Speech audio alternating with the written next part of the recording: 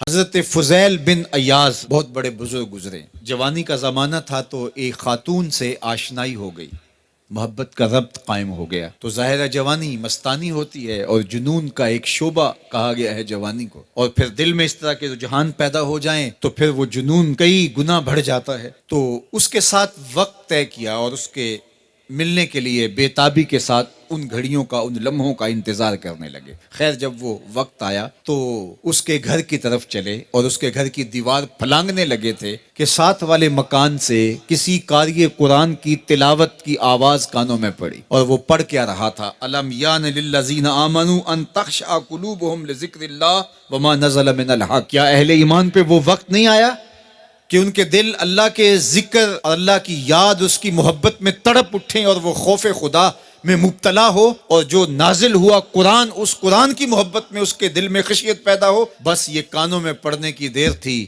کہ دوبارہ گلی میں چھلانگ لگائی اور کہا میرے اوپر وہ وقت آ گیا ہے، اور جنگلوں کو روتے ہوئے نکلے. اور حضرت فضیل بن ایاز پھر ولیوں کے امام قرار پائے.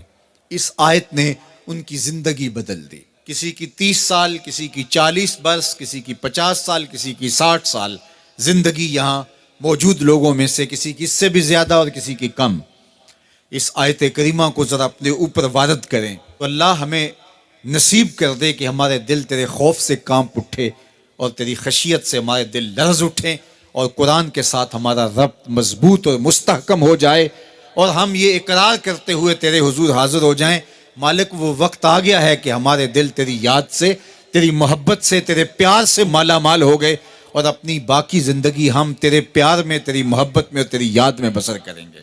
حدیث پاک میں آتا ہے کہ اگر کوئی شخص اللہ کے خوف سے رویا اور اللہ کے خوف سے رونے کی وجہ سے اس کی پلکوں کے بالوں میں سے ایک بال کی جڑ گیلی ہو گئی تو قیامت کے دن وہ بال کھڑا ہو جائے گا، اللہ یا تو مجھے نکال لے یا اسے جنت عطا فرما دے.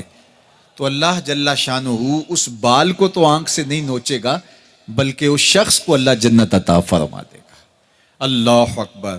گناہگار کی آنکھ کا پانی اللہ کے غصے کی آگ کو ٹھنڈا کر دیتا ہے. اس لیے ہمیں رونے کا کہا گیا، فَلْيَضْحَكُوا قَلِيلًا وَلْيَبْكُوا كَثِيرًا.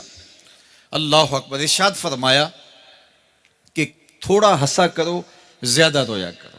صحابہ کو ہنستے ہوئے دیکھا تو آقا کریم علیہ السلام نے فرمایا کہ تمہارے تک اللہ کی امان نہیں پہنچی اور تم ہنس رہے ہو. عرض کی حضور اس کا کفارہ؟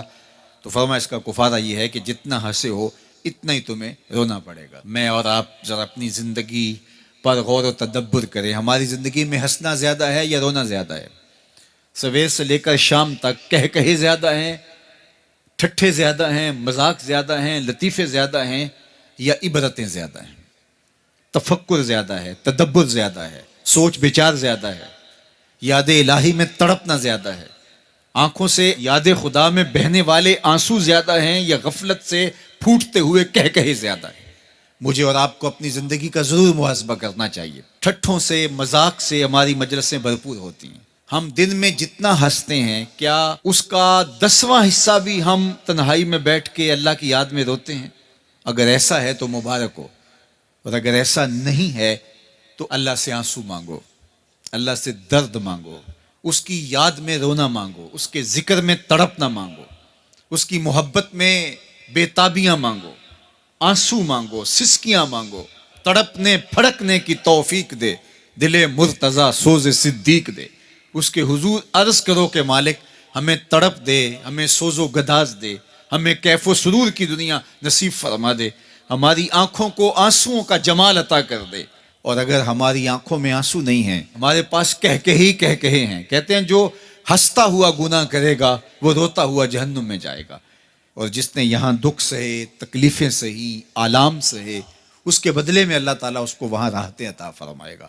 فرمایا کہ مومن کے پاؤں میں کانٹا بھی چبھے تو اللہ جل شانہ اس کا صلہ بھی اس کو قیامت کے دن عطا فرمائے گا.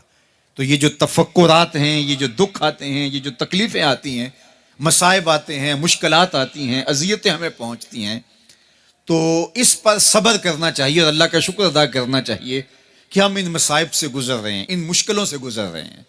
اور اگر کسی شخص کی زندگی میں دکھ ہے ہی نہیں، سکھ ہی سکھ ہیں، تو پھر وہ سمجھے کہ وہ فتنے میں مبتلا ہے.